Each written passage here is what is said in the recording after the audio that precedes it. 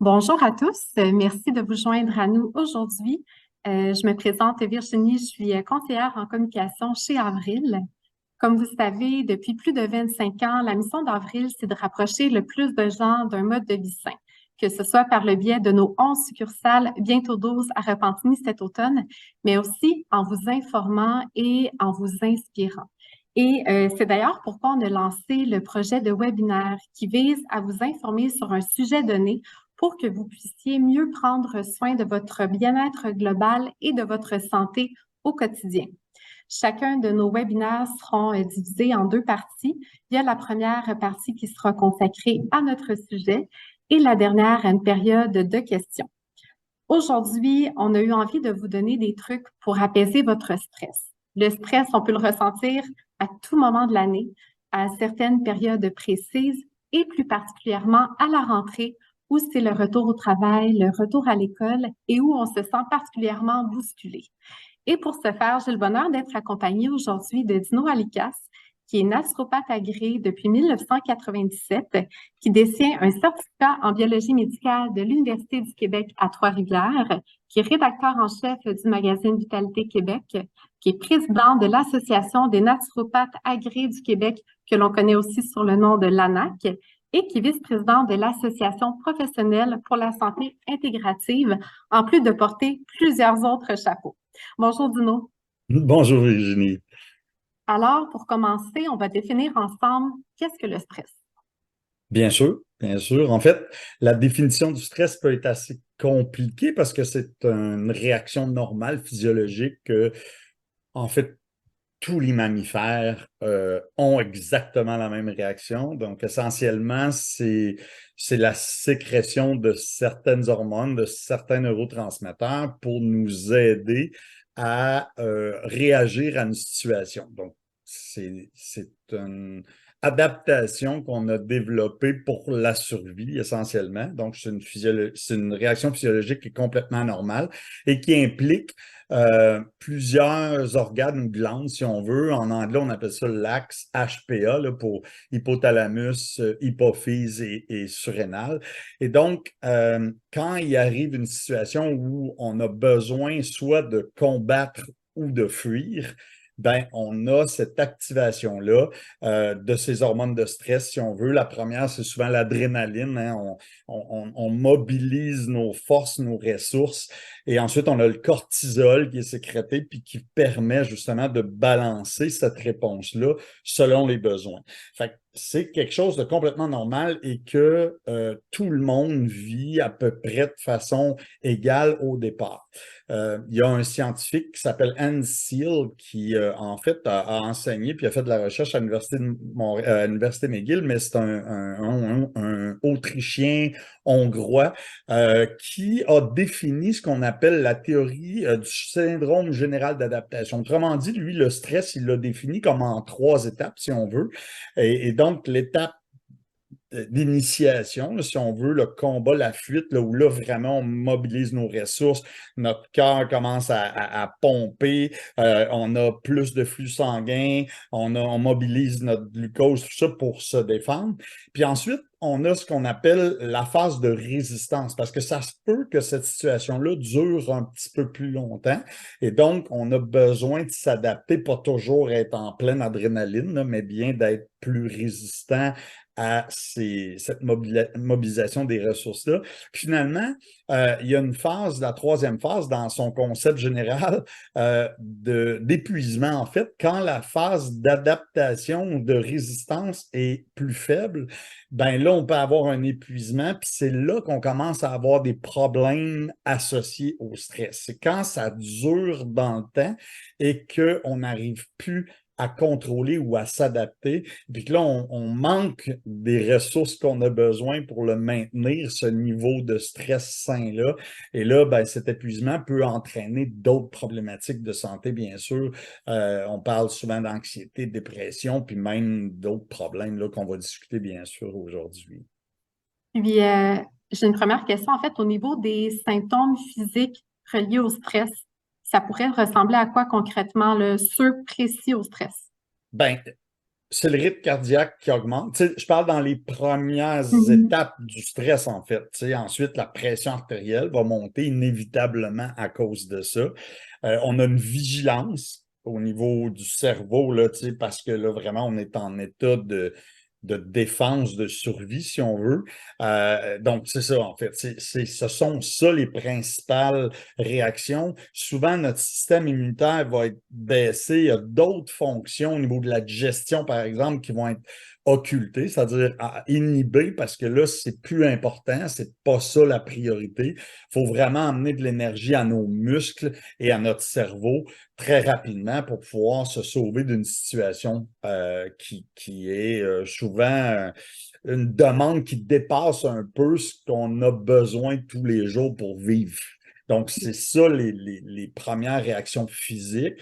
Euh, Ça peut se compliquer puis s'aggraver si ça dure dans le temps, puis là, si ça devient autre chose que juste une réaction de stress normale, hein, Si finalement. c'est pas pris en contrôle finalement. J'ai Exact. envie de faire une parenthèse. Tout au long du Mhm. webinaire, je vais te poser des questions, mais j'ai aussi envie d'inviter les gens qui assistent au webinaire à poser vos propres questions via la petite boîte Q&A qui figure au bas de votre écran et à la fin, ça va nous faire un plaisir d'y répondre.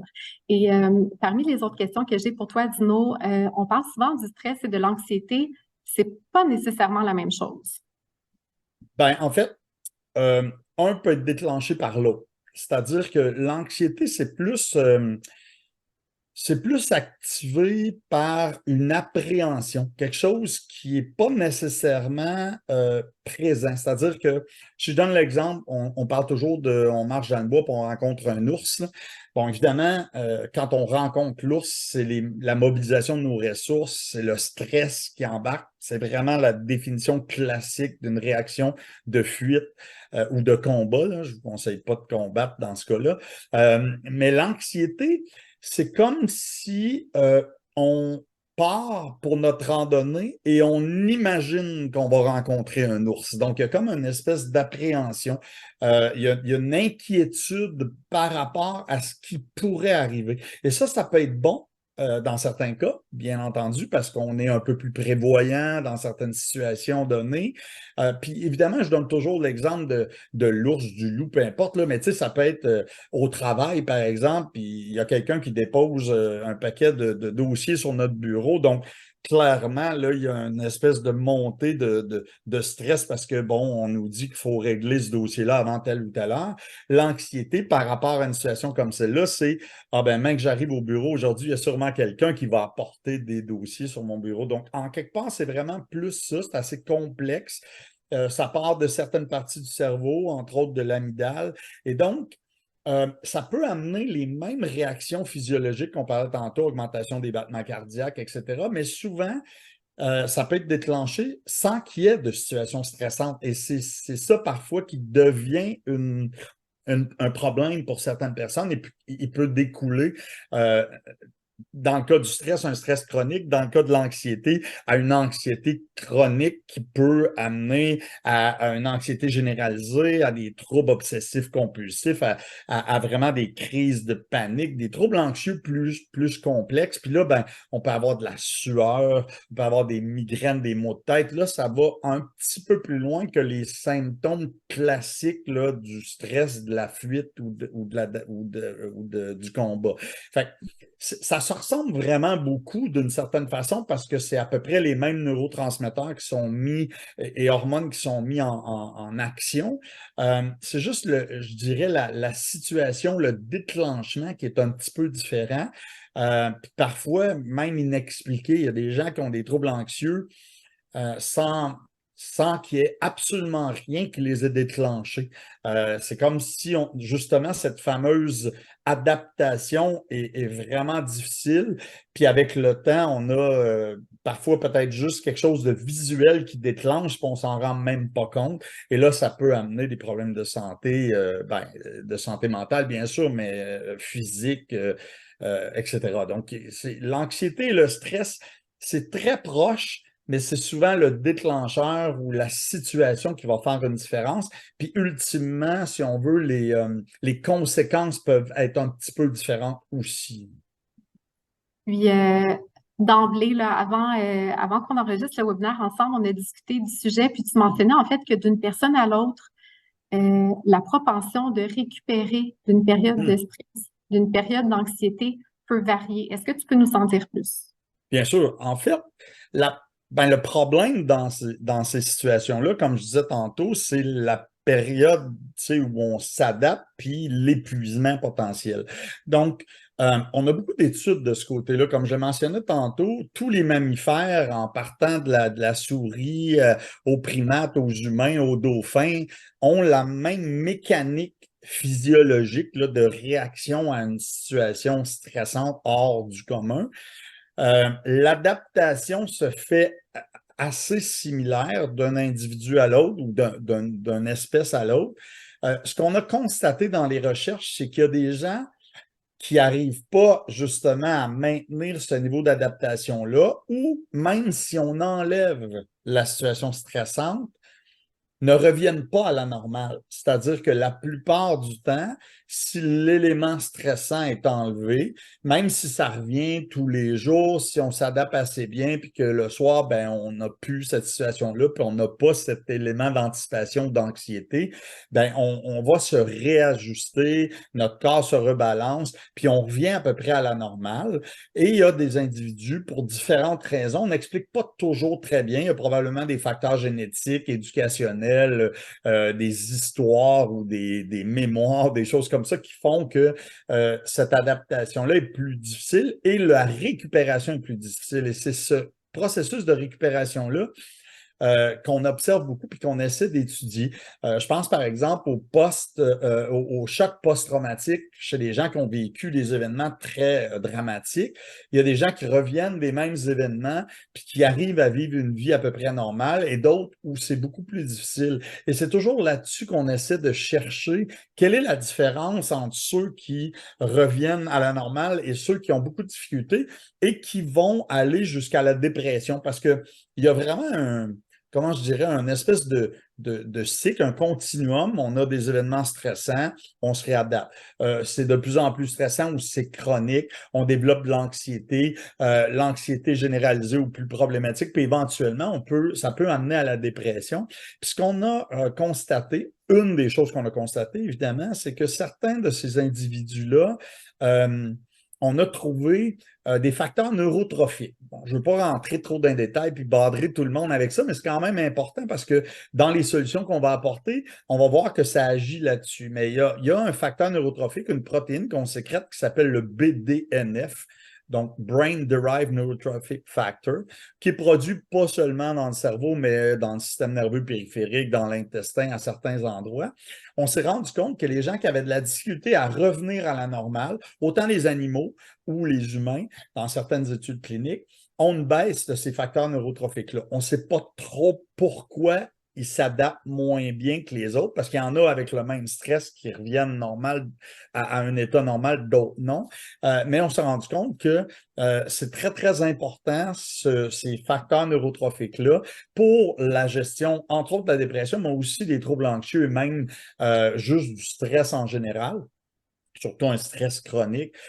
Et donc, il y a peut-être des choses intéressantes à retenir de ces études-là dans la mesure où comment une personne qui n'arrive pas à revenir à la normale, on peut l'aider à augmenter, mettons, sa sécrétion de BDNF et même à composer avec les autres facteurs, en fait, qui permettraient d'avoir une mauvaise adaptation ou du moins d'aller vers une pente descendante de plus en plus.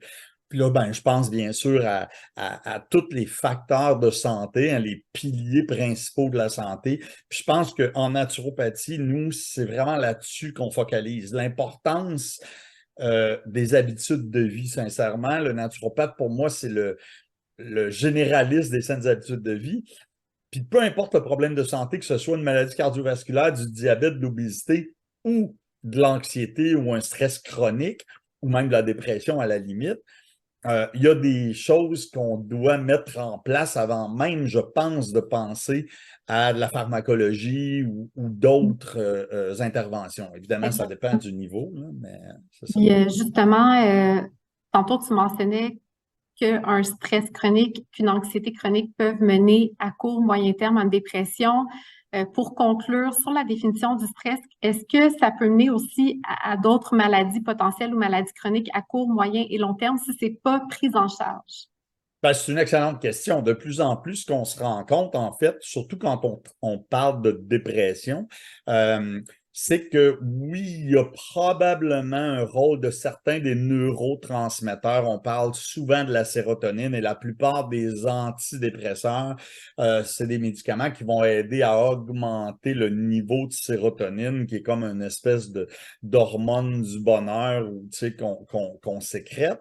Cela dit, beaucoup de recherches plus récentes dans les 10-15 dernières années ont montré une corrélation importante entre l'inflammation et la dépression, c'est-à-dire des troubles inflammatoires chroniques, une inflammation sous-jacente chronique qui est toujours présente, c'est-à-dire un système immunitaire qui n'arrive pas à gérer une attaque, une agression.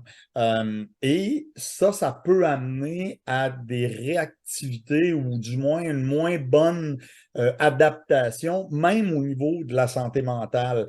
Et donc, ce qu'on se rend compte, en fait, c'est que si on essaie de soigner un symptôme, comme une crise de panique ou même une dépression ou en tout cas une manifestation de ce type-là, avec des médicaments très spécifiques à ça. Je pense par exemple aux antidépresseurs, puis je ne suis pas en train de dire qu'on ne devrait pas en prendre, là, comprenez-moi bien. L'idée, c'est que si la cause de notre dépression ou de nos troubles est une inflammation chronique qui peut originer, il peut venir de la digestion, par exemple, ou d'un problème inflammatoire de l'intestin ou un autre problème inflammatoire, puis qu'on n'adresse pas ce problème-là de façon générale, ben, inévitablement, à long terme, on peut se retrouver avec des problèmes de santé autres que des problèmes de santé qui semblent mentaux et psychologiques, c'est-à-dire, je pense par exemple aux problèmes cardiovasculaires, problèmes métaboliques comme le diabète de type 2, parce que ce sont toutes des maladies inflammatoires ou causées par une inflammation chronique sous-jacente. Même chose pour certaines formes de cancer. On sait maintenant que le diabète, l'obésité peut être un facteur aggravant ou du moins causal de certaines formes de cancer. Fait que ça va loin dans le sens où le stress est jamais relié dans les études directement au cancer. Il l'est souvent plus au niveau métabolique, hein, au niveau de la résistance à l'insuline, au niveau du diabète, parfois, des problèmes inflammatoires, comme je le mentionnais, mais rarement au niveau du cancer. Mais tu sais, si on poursuit notre logique en quelque part, si notre santé métabolique est pas bonne, si on a de la difficulté à la gestion des glucides, tu sais, puis qui amène au diabète, si on a de l'inflammation au niveau de nos vaisseaux sanguins, etc., qui amène parfois aux maladies cardiovasculaires, ben tout ça, ça peut mener à des problèmes multiples, en fait, douleurs, tu sais, chroniques, je pense Exactement. Les symptômes physiques qu'on ne peut pas ressentir c'est finalement. ça, puis qu'on n'a pas nécessairement, qu'on ne lie pas toujours à une situation stressante. Pourquoi j'ai mal dans le bas du dos, au genou? Puis, tu sais, dans le fond, on m'a diagnostiqué un trouble de panique ou, je sais pas, une anxiété. Mais des fois, il y a des liens à faire. Tu sais, l'organisme humain, c'est un tout. Fait que, faut jamais négliger nos symptômes puis nos signaux, puis vraiment regarder l'ensemble pour essayer parfois de régler une situation qui nous paraît parfois éloignée du symptôme, mais qui sont souvent liés, là.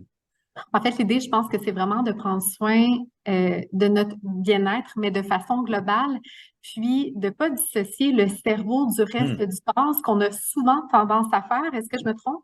Non, non, absolument. Puis c'est souvent une des choses que je dis à mes clients, c'est-à-dire que souvent quand on parle d'anxiété ou de dépression, là, revenons toujours là-dessus, ou de stress chronique, les gens ont l'impression que le cerveau, on ne le traite pas de la même façon qu'un autre organe, le cœur, les vaisseaux sanguins, les muscles, les articulations.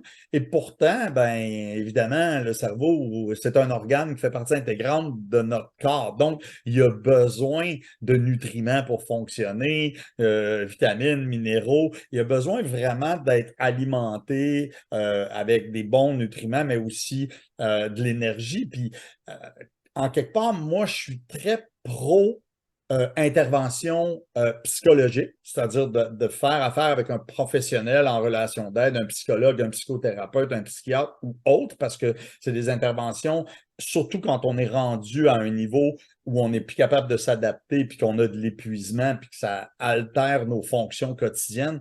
Clairement, c'est un bon choix de faire appel à une psychothérapie. Cela dit, si on néglige la partie physiologique de notre système nerveux, donc des besoins de base en magnésium, en vitamine du groupe B ou en d'autres nutriments de ce type-là, ben on va avoir un impact, mais beaucoup moins important. Si on combine les deux, c'est là qu'on obtient souvent les meilleurs résultats. Et je trouve ça dommage, moi, qu'en santé mentale, souvent, on demande à peu près jamais aux gens, vous mangez quoi dans une journée? Est-ce Est-ce que que vous vous faites dormez de... bien, etc.? Est-ce que vous Oui, dormez bien? Est-ce que... ouais. Exactement. Puis Euh, là, en c'est- fait, on va justement parler de trucs concrets pour prendre soin de soi, pour apaiser son stress, à commencer, tu as déjà commencé en fait, mais à parler des habitudes de vie, un mode de vie sain. Ça se résumerait à quoi, selon toi, pour le Ben, en fait, stress? il y a quatre piliers principaux, moi, que je considère. Bien sûr, on peut toujours en ajouter, là, chacun a sa façon, si on veut, d'exprimer ce que c'est que les habitudes de vie, puis qu'est-ce Mhm. qu'il faut vraiment faire pour améliorer celle-ci. Mais puis je vais les donner dans l'ordre d'importance de ce que moi, je considère que leur impact, si on veut, sur notre santé. Puis il y a peut-être des gens qui vont rester surpris, mais essentiellement, une des plus importantes, c'est l'exercice physique. Il faut bouger. On est vraiment une espèce, si on prend l'histoire de l'espèce humaine, qui a beaucoup bougé. Malheureusement, on vit dans une société beaucoup plus sédentaire et on ne bouge pas suffisamment. Donc, l'exercice physique a un impact majeur sur notre santé générale, métabolique, bien sûr, mais aussi sur notre santé mentale. Je vous parlais tantôt des BDNF, les fameux neurotrophiques facteurs qui aident justement à récupérer d'une situation stressante. Ben, une des choses qui augmente la production des BDNF euh, le plus, c'est l'exercice physique. Donc, quelqu'un qui bouge tous les jours et ça n'a pas besoin de devenir un athlète olympique là, et de bouger 3 heures par jour, mais il faut avoir cet aspect cardiovasculaire, musculaire, de force, d'endurance. Et ça, c'est vraiment très important. Donc, ça, c'est le premier pilier. On Je parle dirais aussi de que... la libération d'endorphines, Ah j'imagine, oui, qui tout est à liée fait. à En fait, l'activité physique, puis on- on pourrait s'étirer longtemps là-dessus, là, mais... bien sûr, puis il y a une Mhm. balance, en fait, des neurotransmetteurs par cette libération-là. Il y a quelques Mhm. études dernièrement qui ont même parlé d'un système qu'on appelle le système endocannabinoïde, qui serait très impliqué dans la régulation de la température corporelle, de nos capacités de reproduction et de nos fonctions cognitives, mémoire, etc. Et clairement, ce système-là est balancé par l'exercice physique. La sécrétion d'endorphines, comme tu l'as Mhm. mentionné, bien entendu, c'est extrêmement complexe, mais c'est essentiel. Si on ne le fait Mhm. pas, et si on compare les bénéfices de l'exercice physique sur la santé cardiovasculaire, par exemple, ou même sur la prévention de certaines maladies comme l'Alzheimer, on a souvent des bénéfices supérieurs à l'alimentation et à d'autres facteurs importants de nos habitudes de vie. Donc, c'est pour ça que je le mets souvent en premier. C'est pas toujours facile, mais c'est important de le considérer. La Mhm. deuxième chose, c'est le sommeil. Avant même la nutrition, on doit dormir correctement puis avoir une architecture du sommeil qui est importante. Et clairement, quelqu'un qui dort pas bien, qui dort moins de 6 heures par nuit, on dit que chez l'humain, ça devrait être 7 à 9 à peu près, 7 à 9 heures par nuit, avec une architecture le plus stable possible, c'est-à-dire que vous pouvez dormir très longtemps en utilisant des somnifères. ou en prenant de l'alcool ou tout ça, vous avez l'impression de mieux dormir, mais la réalité, c'est que quand on branche les gens et qu'on regarde les cycles de sommeil, c'est pas très beau, là. Donc, je parle vraiment d'un vrai sommeil réparateur, 7 à 9 heures, des gens qui ont beaucoup de difficultés avec ça. Donc, le sommeil, pour moi, est nettement, mettons la deuxième après l'exercice, mais c'est pas mal proche. Et oui, ça va emmener une bonne balance au niveau des neurotransmetteurs, puis ça va aider à récupérer, à réparer. C'est la période de la journée où on répare nos fonctions, où on s'adapte, où on n'arrive pas à la fameuse épuisement là, des troubles généralisés. Donc, il faut vraiment tenter de mieux dormir possible. Puis il y a plein de trucs, si tu veux, on pourra en parler un petit peu Ouais. plus tard, mais pour le sommeil. La troisième, c'est évidemment l'alimentation ou la nutrition. Je pense qu'on va en parler dans quelques minutes, mais il y a des besoins fondamentaux pour tous nos organes, clairement pour notre cerveau. Donc, il y a des trucs, il y a des produits, il y a des aliments qu'on devrait vraiment privilégier pour favoriser la santé cognitive, la santé de notre cerveau et surtout la capacité de réponse de notre corps à ces situations de stress-là. Et le quatrième pilier, pour compléter ça rapidement, c'est ce qu'on appelle la gestion du stress ou des émotions. Évidemment, on est en plein dans le thème. Pourquoi je ne l'ai pas nommé en premier? Ben, c'est que pour moi, c'est quelque chose de quotidien, de tous les jours. Il faut apprendre à s'adapter. Et bien sûr, il y a des trucs, on parle de yoga, de cohérence cardiaque, de thérapie comportementale, Méditation, pleine etc. conscience, tout ça, oui. Absolument. La méditation pleine conscience. D'ailleurs, la méditation pleine conscience a démontré la capacité d'augmenter les BDNF, entre autres. Donc, encore une fois, ces neurofacteurs qui sont importants pour la récupération et pour revenir à un état stable et normal quand on vit un stress chronique ou une anxiété chronique. Donc, effectivement, tu sais, c'est difficile de les séparer, de les catégoriser. Je l'ai fait en disant exercice, sommeil, alimentation et gestion du stress ou des émotions, mais vie sociale. Hein. Moi, la gestion du stress, émotion, j'entre la vie sociale là-dedans. C'est très important d'avoir des amis, d'avoir une vie sociale épanouie, d'avoir des animaux. Tu sais, toute cette partie-là est complexe et large, mais on le voit chez les centenaires, les gens qui ont une longévité importante. Ça fait partie de leur quotidien, cette vie, cette implication sociale. C'est important, c'est ça la relation d'aide. C'est vraiment ça aussi la partie plutôt psychothérapie. Hein. C'est à ce niveau-là qu'on va beaucoup travailler avec les spécialistes. Les trois autres exercices, sommeil et nutrition, ben là, tu sais, ça nous prend des spécialistes dans chaque domaine ou quelqu'un qui se connaît bien et qui est capable de nous orienter pour arriver à bien équilibrer tout ça. C'est pas simple, on s'entend, là. Je veux dire, c'est pas comme si demain matin, on règle tout ça. Mais moi, avant même d'aller consulter quelqu'un qui va nous prescrire des médicaments, je pense puis on pourrait le faire en simultané, honnêtement, mais si on veut vraiment avoir un impact à long terme, il faut vraiment considérer ces aspects-là le plus possible. C'est ce qui définit aussi l'approche naturopathique, qui est vraiment comme une approche globale. Et tantôt, tu parlais de l'importance des nutriments. Quels seraient, selon toi, les nutriments essentiels pour une bonne santé globale, mais surtout une santé, en fait, qui est bénéfique pour apaiser les symptômes du stress et de l'anxiété? Ben, là, moi, parmi les nutriments, mettons qu'on retrouve dans l'alimentation, moi, ce que j'appelle les essentiels, c'est vraiment ce que je suis pas capable de fabriquer moi-même dans mon corps, mais que j'ai absolument besoin pour survivre. Et là-dedans, il y a toutes les vitamines, il y en a 13, il y a tous les minéraux, il y a certains acides gras qui sont essentiels, c'est-à-dire qu'on n'est pas capable de fabriquer et qu'on a besoin de consommer. Et il y a 9 acides aminés. Les acides aminés, hein, c'est des petites molécules qui composent nos protéines. Donc, dans notre alimentation, il faut avoir ces 9 acides aminés essentiels-là avec la bonne proportion. Donc, beaucoup de gens ne consomment pas suffisamment de protéines.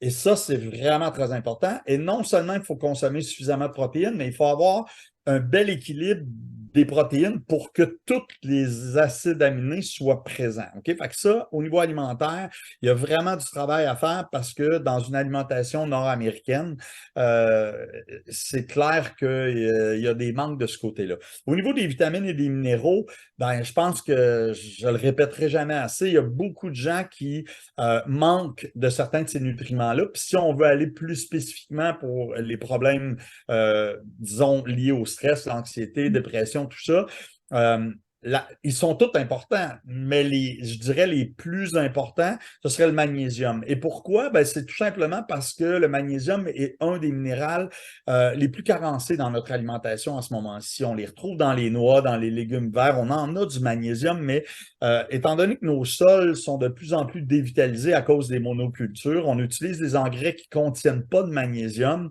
Il y a de moins en moins d'abondance de magnésium dans notre alimentation et moi, presque tous les patients ou les clients plutôt, je leur demande d'ajouter un supplément de magnésium parce que pour moi, les essentiels, les vitamines, les minéraux, comme je le mentionnais, les acides gras, même avec une alimentation qui est de bonne qualité, on n'atteint pas les niveaux optimaux et particulièrement pas chez les gens qui ont une vulnérabilité supplémentaire à certaines autres personnes dans la société.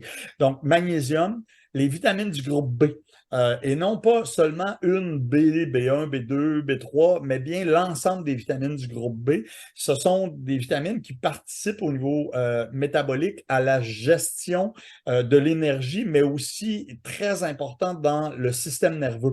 Ils sont là justement pour la production de nos neurotransmetteurs, pour l'interprétation, l'utilisation, etc. Donc, vitamines du groupe B, magnésium, je dirais là rapidement, ce sont ça. Et dans les acides gras essentiels, on le sait, là, de plus en plus, on parle des oméga-3 depuis même plusieurs années. On est carencé en oméga-3 et les oméga-3 sont vraiment très importants pour que nos cellules fonctionnent bien. Hein, nos membranes de nos cellules nerveuses aussi, bien sûr, sont composées de lipides. Hein, c'est des lipides à la surface. Et à travers ces lipides-là, il y a différents types d'acides gras. Puis les acides gras oméga-3 sont vraiment très importants. On a besoin d'avoir à peu près 8% de nos gras qui sont des acides gras oméga-3 à longue chaîne, là, ce qu'on appelle le EPA et le DHA. C'est des acronymes anglais, mais je pense que les gens vont comprendre. Et la plupart des gens n'ont pas du tout ça. La moyenne au Canada, c'est autour de 4% de nos membranes composées de ces acides gras-là. Ça fait qu'il faut en consommer plus. Fait évidemment, il y a des aliments, hein? C'est probablement la prochaine question, mais tu sais, dans les acides gras, on parle du poisson. Le magnésium, j'en ai nommé quelques-unes. Le complexe B, ben, on va le retrouver dans les céréales entières, dans certaines légumineuses. On les retrouve, ces ingrédients-là, aussi dans les aliments d'origine animale. Principalement, ben, dans les acides gras, clairement, on le comprend bien, même si on peut en retrouver dans des graines et des noix, on les retrouve dans le poisson, les fruits de mer. Dans le cas du magnésium et même de la vitamine du groupe B, on n'a pas intuitivement l'impression que dans les substances animales, on en a, mais il y a des viandes d'organes. Je sais que c'est pas tout le monde là, qui consomme de la viande, mais le foie, par exemple, c'est un des aliments qui contient le plus de nutriments. Donc oui, on peut, avec l'alimentation, aller en chercher une partie, mais je dirais que si on est capable de complémenter tout ça avec un supplément de multivitamines ou d'un complexe B ou des acides gras oméga-3, magnésium, clairement, moi, j'en recommande presque à tout le monde parce que la plupart des études montrent que même avec une belle alimentation, on n'obtient pas les niveaux optimaux, entendons-nous bien, Exactement. et particulièrement chez les gens qui ont des faiblesses ou des difficultés avec leur métabolisme, avec l'utilisation de ces nutriments-là. Oui, puis c'est justement là, je pense, le rôle des compléments alimentaires, en fait, c'est de venir bonifier ou de nous donner un petit coup de pouce au quotidien pour aller compléter notre alimentation saine à la base, saine et variée, on doit le dire. Puis, parmi les autres alternatives au niveau des produits de santé naturelle qui s'offrent à nous, dont on n'a pas mentionné, il y aurait également les probiotiques, je pense, qui jouent un rôle suffisamment important ou en tout cas notable dans notre santé globale et notamment celle reliée au stress. Absolument. on n'en a pas beaucoup parlé, mais on pourrait faire un webinaire Mhm. entier pour parler du microbiote intestinal, puis des probiotiques, puis de l'intérêt d'avoir des bonnes bactéries dans notre système digestif. Je vais essayer d'être court, c'est pas toujours simple pour moi, mais c'est important parce que depuis, je dirais, une quinzaine d'années à peu près, on fait beaucoup, beaucoup de travaux sur ce qu'on appelle l'axe intestin-cerveau. Donc, on sait qu'on a ce qu'on appelle un système nerveux entérique, ça veut dire dans nos intestins, il y a à peu près 100 millions de cellules nerveuses et on sécrète une vingtaine de neurotransmetteurs. Donc, les trucs comme l'adrénaline, la dopamine, même les BDNF, tout ça vont être sécrétés dans nos intestins tout autant que dans notre cerveau, au niveau des surrénales, ailleurs dans l'organisme. Et ce qu'on a remarqué, c'est que les signaux que ces neurotransmetteurs-là apportent sont transportables de l'intestin vers le cerveau et du cerveau vers l'intestin. Et ce qui module, si on veut, la sécrétion de ces hormones ou de ces neurotransmetteurs-là au niveau de l'intestin, c'est beaucoup notre microbiote. J'essaye de faire comme un lien là, pour que les gens comprennent bien, mais quand on a une dysbiose, c'est-à-dire qu'on n'a pas un microbiote en santé, qu'on a des bactéries qui n'ont pas nécessairement d'affaires là, qu'on a différents problèmes digestifs. Je pense à des gens qui ont des problèmes inflammatoires ou un syndrome du côlon irritable. On entend beaucoup parler dernièrement du SIBO, hein, le Small Intestine Bacterial Overgrowth, c'est-à-dire des bactéries qui se retrouvent dans le petit intestin qui n'ont pas d'affaires là. C'est des déséquilibres qui vont provoquer une réaction de notre système immunitaire qui n'est pas souhaitable. Donc, la fameuse petite inflammation qu'on parle depuis le début, que peut-être la dépression pourrait être un problème inflammatoire chronique et certains autres problèmes comme l'anxiété. S'il y a un problème d'adaptation, c'est pourquoi? C'est peut-être parce que ça se peut qu'on manque de certains facteurs, mais ça se peut aussi que cette inflammation-là envoie des signaux qui sont contradictoires, qui ne sont pas nécessairement équilibrés, qui font en sorte que notre corps réagit pas toujours comme on voudrait qu'il réagisse. Donc, les probiotiques, si on parle de suppléments, parce qu'on était sur le sujet, ça fait partie des suppléments que moi, je recommande beaucoup à mes clients parce que il y a deux facteurs importants à comprendre. Bien sûr, on sait qu'il y a un lien entre l'intestin et le cerveau, puis que quand l'intestin va bien, souvent notre santé mentale va mieux, clairement. Ce n'est pas le seul facteur, mais c'est un facteur extrêmement important. Euh, et donc, le problème, c'est que non seulement on n'en mange plus des bactéries, parce qu'il faut bien comprendre quand dans notre société, on cuit nos aliments, on les traite, on les pasteurise, on fait tout en notre pouvoir pour éviter que les aliments soient contaminés par des bactéries dites pathogènes ou des bactéries qui ne sont pas nos amis. Et ça, c'est salutaire dans le sens où en Amérique du Nord, des infections alimentaires digestives, c'est plutôt rare, contrairement à certaines autres endroits dans le monde. Cela dit, on est peut-être allé un peu trop loin. On mange presque plus d'aliments fermentés. On a de la difficulté à obtenir les bactéries dans notre environnement qui sont des bactéries amies ou des bactéries qui vont aider à Mhm. composer un microbiote de santé. Et non seulement on n'en prend plus, mais en plus, on boit de l'eau qui a du chlore, on mange des aliments qui ont parfois des agents de conservation ou même des traces d'antibiotiques. Donc, on nuit à notre flore intestinale et on apporte presque jamais des bonnes bactéries dans notre quotidien. Et donc, c'est la raison pour laquelle, moi, un probiotique, ça fait partie presque des essentiels. Quand je parlais Mhm. d'essentiels tantôt, c'est pas quelque Ouais. chose qu'on donne temporairement, comme par exemple un extrait de plante ou un truc comme ça. C'est quelque C'est chose qu'on quelque donne chose qu'on devrait prendre à l'année finalement. exactement, comme Ouais. une multivitamine, comme un Mhm. complexe B, comme du magnésium que je Ouais. mentionnais. Le probiotique amène un environnement. Il faut bien comprendre, là, ces bactéries-là, qu'on les prend, ils arrivent dans notre intestin, ils ne vont pas s'implanter là à vie, là.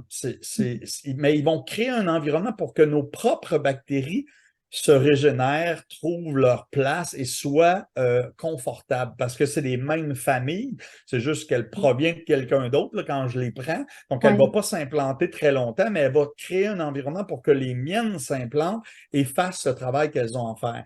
Et Et je en vous le fait, dis, ils vont là, c'est contribuer à l'équilibre de la flore intestinale, qui est le microbiote et qu'on appelle le deuxième cerveau. En fait, c'est pas pour rien. Puis, je me Ben, demandais, les trois, l'intestin, le deuxième cerveau, parce que c'est à cause du système nerveux entérique, mais effectivement, exact, il est géré oui. beaucoup par ce microbiote-là. C'est Mhm. surprenant comment les bactéries sont importantes pour nous. Si on n'avait pas de microbiote, si on n'avait pas ces bactéries-là, on ne pourrait pas vivre très, très longtemps. On en a partout, on en a sur la peau, mais l'intestin est vraiment le siège du microbiote le plus Mhm. important. Et cette balance du microbiote, cette diversité est vraiment très importante pour notre santé mentale. Primordial. Et Mhm. pour notre santé générale, bien sûr, pour la digestion, etc. Là, mais comme on parle de stress et d'anxiété aujourd'hui, c'est Exact. important de faire le lien de ce côté-là. Ouais, Mhm. ouais. Pour terminer, au niveau comme des compléments alimentaires qui pourraient se présenter à nous pour nous aider à gérer notre stress, il y en a aussi tout plein d'autres. Il suffit de penser à la mélatonine, à la L-théanine. Est-ce que tu peux nous en parler brièvement là, de ceux-là? Bien sûr. En fait, je parlais des essentiels. Là, après, on a les aides temporaires, j'appellerais. Tu sais, il y a plusieurs catégories, si on veut. Si on parle de stress, d'anxiété, de sommeil, même de dépression, dans certains cas, légère à modérée, il faut faire attention. Ça dépend du niveau. À partir du moment où vraiment on est avec un trouble de santé mentale majeur, il faut consulter. Il faut voir des spécialistes, puis il faut rééquilibrer cette chimie du cerveau ou du moins la situation de crise. Fait que, tu sais, moi, je tiens à le mentionner parce que quelqu'un qui est en crise, c'est pas le temps nécessairement de dire ben, je vais aller dans mon magasin d'aliments naturels me prendre un supplément pour. Bon, je dis pas de pas le faire, mais c'est important de consulter. Là. Bon, je Exactement, ferme là. la parenthèse, mais effectivement, il y a des catégories. Ce que tu as mentionné, la L-théanine, le 5-HTP, la mélatonine, ce sont des molécules protéiques, des acides aminés dans certains cas, qui sont des précurseurs à la production de sérotonine ou de dopamine ou de ces hormones du bonheur qu'on parle.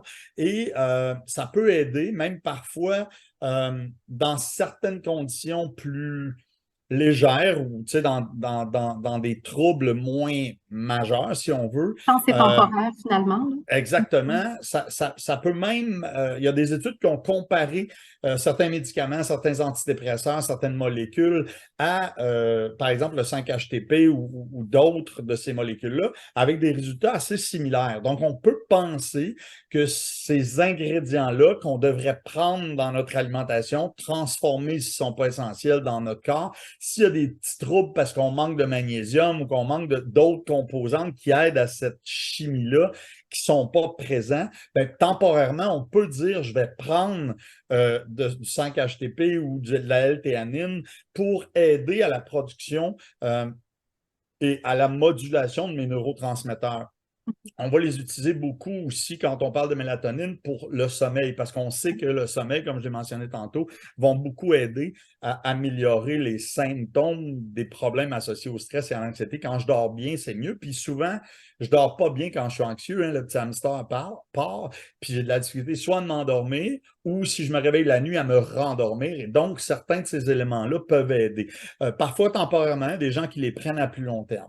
Dans d'autres catégories, on a des plantes. Il y a des plantes très intéressantes et qui ne font pas nécessairement partie de notre alimentation. Si je prends la valériane, la rhodiole, bon, le ginseng et d'autres, ashwagandha, etc., ces plantes-là, on a découvert avec les années que certaines peuplades les utilisaient pour se faire des médicaments, en fait. Donc, ça ne faisait pas partie intégrante de leur alimentation. Surtout que dans certains cas, si je prends la racine de valériane, par exemple, c'est pas très bon, ça sent pas nécessairement très bon, donc c'était rare on allait utiliser ça dans notre bouffe, mais on l'utilisait parce qu'il y avait des propriétés intéressantes de stabilisation des humeurs. Je dis ça comme ça, là, je veux pas être sonner un peu bizarre, mais en fait, c'est les neurotransmetteurs, c'est notre humeur en général qui peut être aidé à cause de ces plantes-là. Puis, ce qu'on a découvert avec les années, aujourd'hui, on a des études cliniques.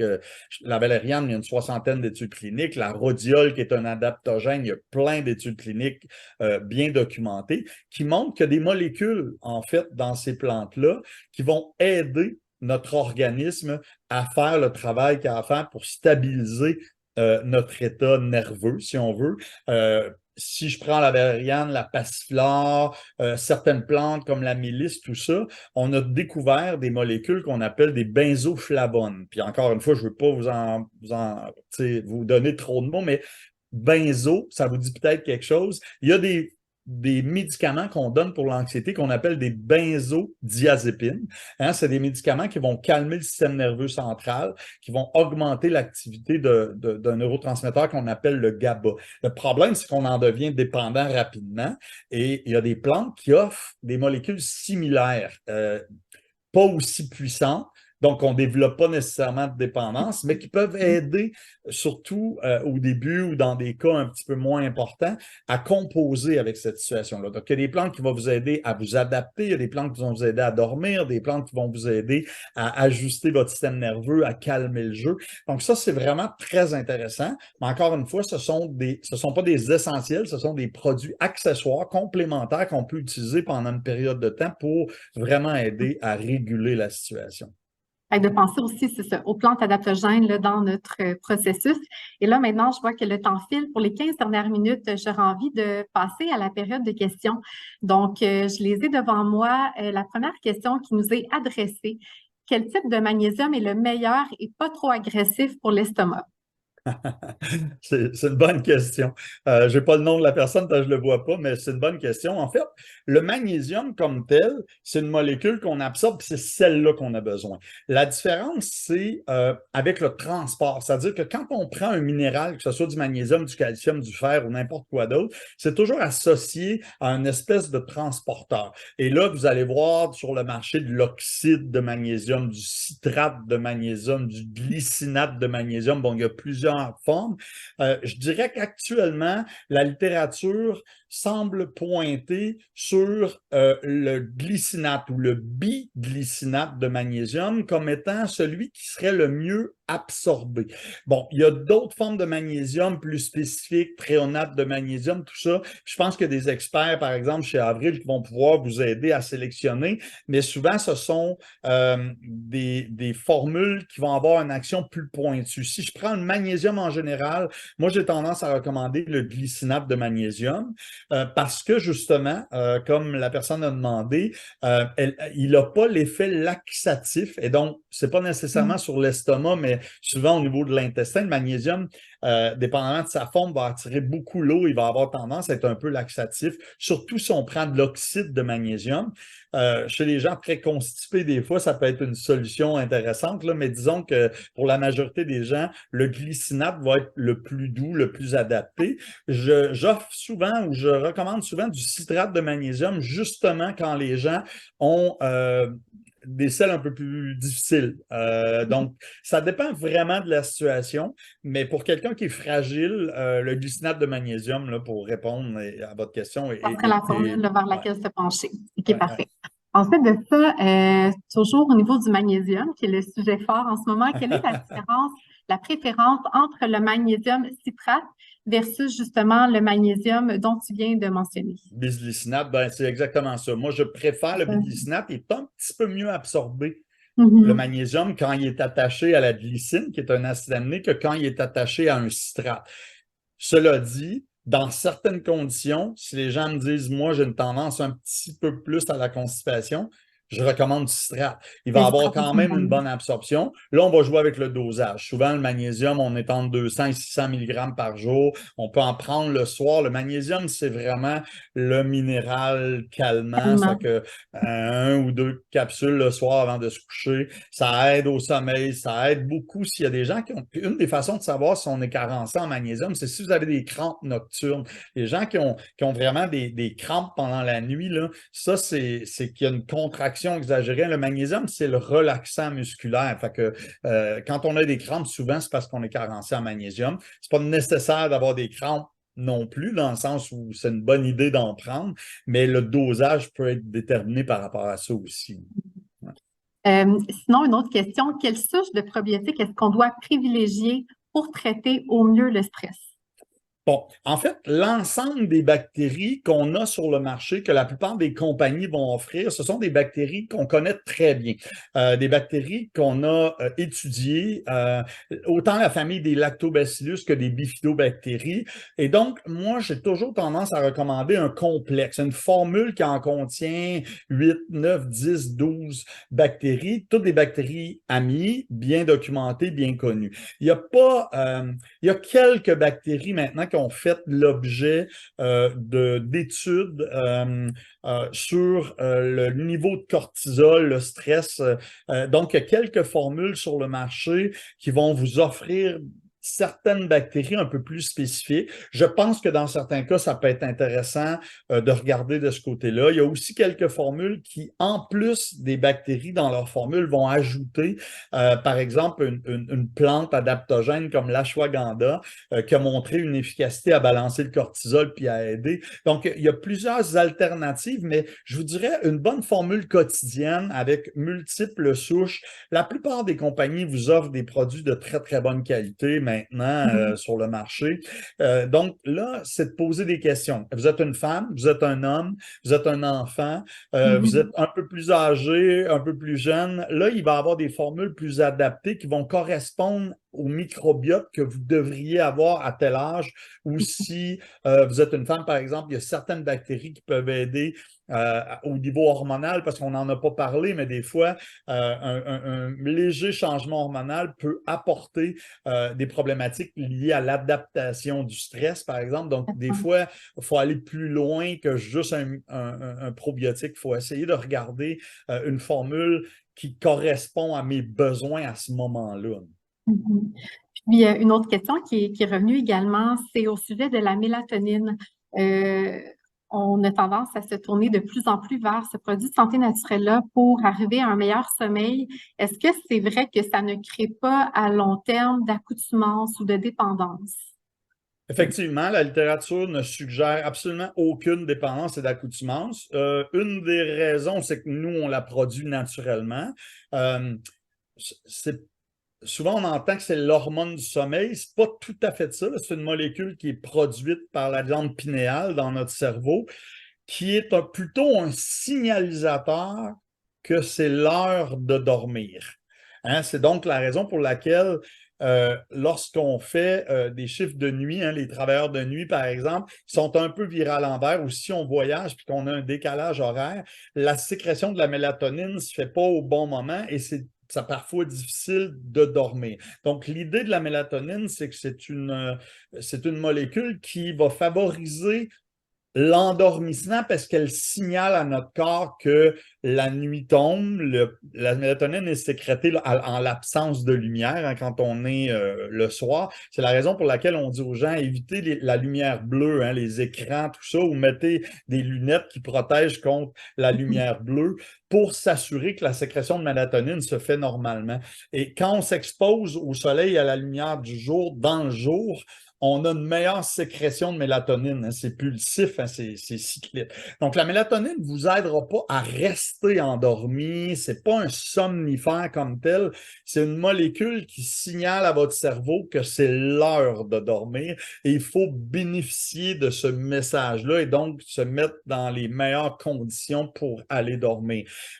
Et effectivement, on a de plus en plus de recherches qui montrent que la mélatonine serait un outil intéressant pour la longévité, aurait peut-être des propriétés antioxydantes, anti-cancer. Donc, ça va beaucoup plus loin, en fait, que juste le sommeil. Et il ne semble pas qu'il y ait d'accoutumance. Cela dit, je ne suis pas du genre à dire, ben, prenez 10, 15, 20 milligrammes. Là, il y a des dosages très bien faits. Il y a de la littérature là-dessus avec des dosages de quelques milligrammes quotidiennement. Ça aide pas tout le monde. Il y a des gens qui la sécrètent très bien et qui n'ont pas besoin d'en prendre. Puis même s'ils en prennent plus, ça offre pas nécessairement de bénéfices. Je parle au niveau du sommeil, mais c'est vraiment un produit intéressant là, puis qui est en vente libre. Donc, Exactement. Puis est-ce pourquoi que pas? c'est quelque chose que tu suggères de prendre uniquement de façon temporaire? Tu sais, j'imagine, contrairement aux probiotiques dont on a parlé tantôt, je pense pas que est-ce que c'est quelque chose qu'on peut prendre à l'année ou c'est bien de régler le problème à la source du sommeil Ben, en parallèle? il y a différentes opinions par rapport à ça. Moi, je ne pense pas que la mélatonine soit dangereuse ou problématique à long terme. Euh, j'ai tendance à penser qu'elle est utilisée ponctuellement, justement, dans des OK. périodes lorsque j'en ai un peu plus besoin, si je OK. voyage ou si je change mes horaires, mes quarts de Mhm. travail, ou si j'ai un trouble temporaire à m'endormir, par exemple, ça pourrait faire partie d'une formule avec d'autres plantes qui pourraient être intéressantes. J'aurais pas de problème à ce que quelqu'un l'utilise de façon régulière.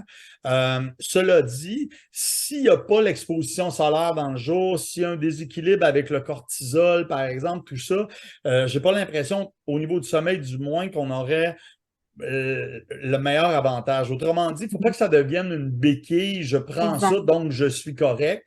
Mhm. C'est pas un essentiel comme tel, comme une vitamine, où là, vraiment, si tu n'en as pas et tu n'es pas optimal, tu risques d'avoir des problèmes ultimement, clairement. Je comprends. Dis-moi, c'est ce qui conclut notre premier webinaire, le premier webinaire d'avril. J'espère sincèrement que le temps qu'on a passé ensemble vous a éclairé, mais surtout vous a donné des bons trucs pour apaiser votre stress.